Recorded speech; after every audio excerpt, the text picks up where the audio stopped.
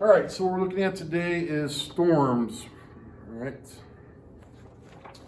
Now, storms are violent weather, so if the weather can damage stuff, it's considered a storm. Now, sometimes when you're watching TV, you may see this thing scroll across the bottom of your TV going, The National Weather Service has issued a severe thunderstorm warning for Yates, Ontario, Schuyler County, something like that. Sometimes it says warning, other times it says watch. The difference between the two is with a warning, the storm's actually been spotted in your area. So it actually exists, it's just whether or not it's going to hit you. With a watch rather, the conditions are right for this type of storm to form, but it hasn't formed yet. So that makes a watch less serious than a warning, because with a watch, the meteorologists are just, looking at their barometer and air pressure and the wind speed and all sorts of stuff like that. They're making a prediction that there's going to be a storm, but it hasn't actually happened yet. Here, the storm's actually happening, it's just whether it's not going to hit you. So warnings are more severe than watches are. Now, the type of storms that we probably get the most amount of warnings for are thunderstorms. All right? And if you ever notice, we get a lot more thunderstorm warnings in the summertime than we do in the wintertime, because with the thunderstorms they're associated with warm weather. All right? Now, how a thunderstorm forms is you have rapidly rising air. As the air rises rapidly, it cools, causes condensation, and you get clouds. All right, tall, puffy clouds that we call cumulonimbus clouds, and you get rain droplets form, and you get rain. But what also happens is you end up with an area in the cloud where there's a negative charge, with just lots of electrons, and a spot where there's a positive charge. And what a lightning bolt is when the electrons are moving from one place to another. That's what a lightning bolt is. Now, what thunder is lightning's really hot, and what it does is it causes the air around it to expand very quickly when it heats it up. That causes a boom. That's what thunder is. Now, light travels a lot faster than sound does, so usually if there's a lightning strike, I see the flash and I hear the boom sometime afterwards. Now, if I see the flash and I hear the boom right afterwards, that means I'm near the lightning strike. If I see the flash and I hear the boom, 10 seconds later, that means I'm quite a distance away. Now, every 5-second difference between the flash and the boom means I'm 1 mile away. So if I saw the flash and I counted 1, 2, 3, 4, 5, and then boom, that means that I'm 1 mile away, because sound travels about 1,000 feet per second. So if I saw the flash and I counted 10 seconds and then heard the boom, that would be 2 miles away.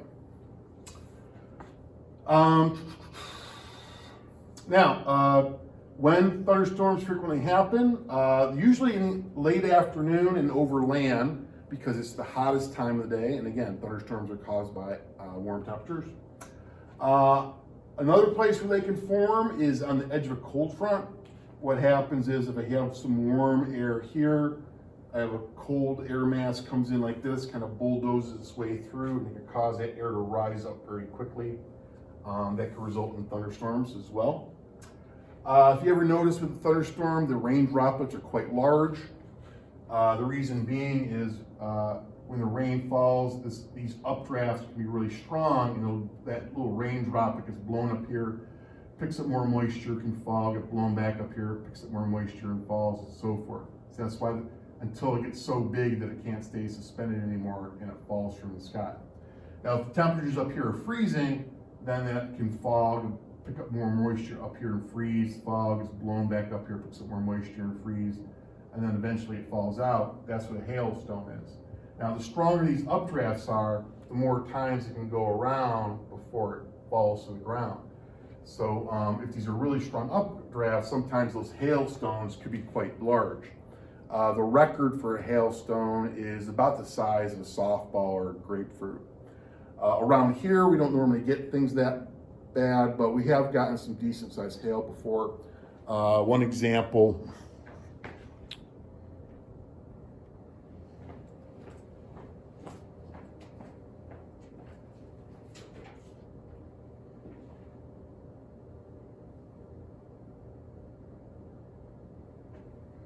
One hail of a day. So this is from Geneva, New York, a few years ago. They're getting hailstones about 1.5 inches across, so roughly about the size of a golf ball. So you imagine golf ball sized things coming down from you at the sky, like 100 miles an hour, it can cause a lot of damage. All right. So besides the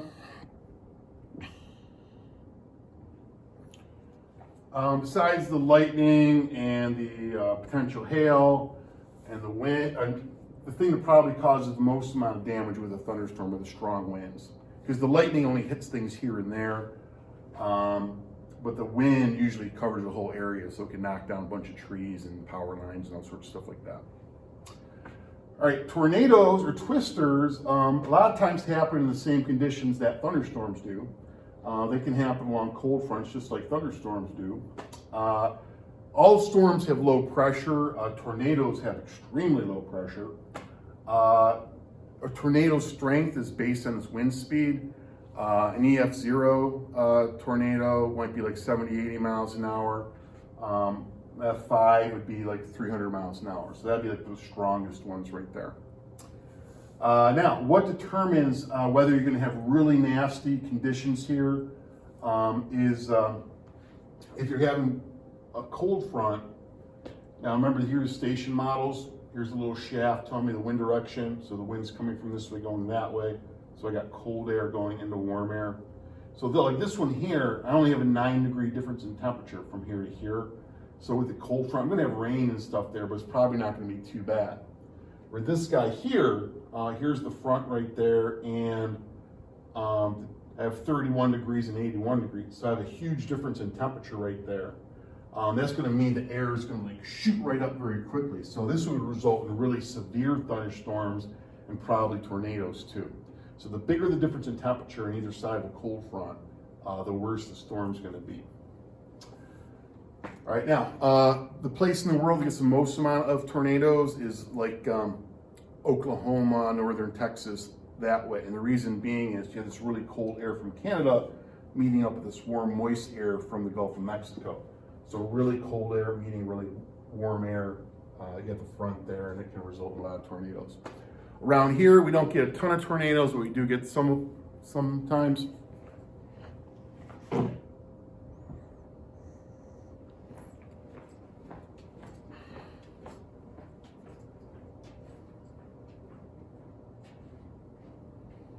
So Farmington tornado confirmed. It's an EF0, but it was still strong enough to tear down that barn right there.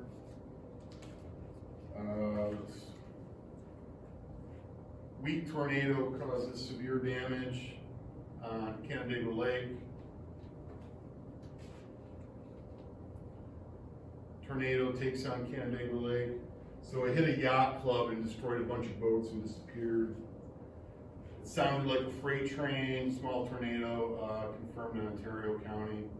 So we don't get a ton of them, but we do get some tornadoes around here.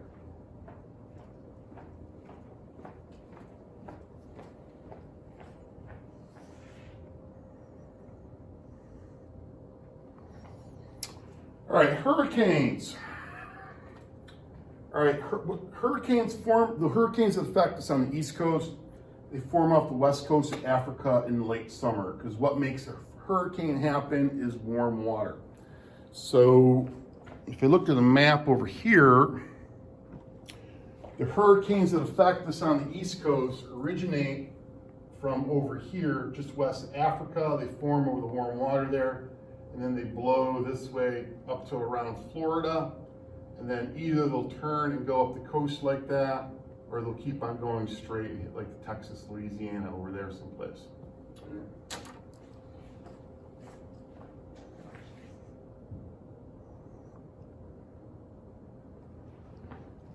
All right, so hurricanes, they rotate counterclockwise in the northern hemisphere, just like any low pressure center. For a hurricane, the wind speeds have to be at least 75 miles an hour. If the winds are 70 miles an hour, not 75, then it'd be considered a tropical storm. So a tropical storm and hurricane are the same thing, just the hurricane, the winds are stronger.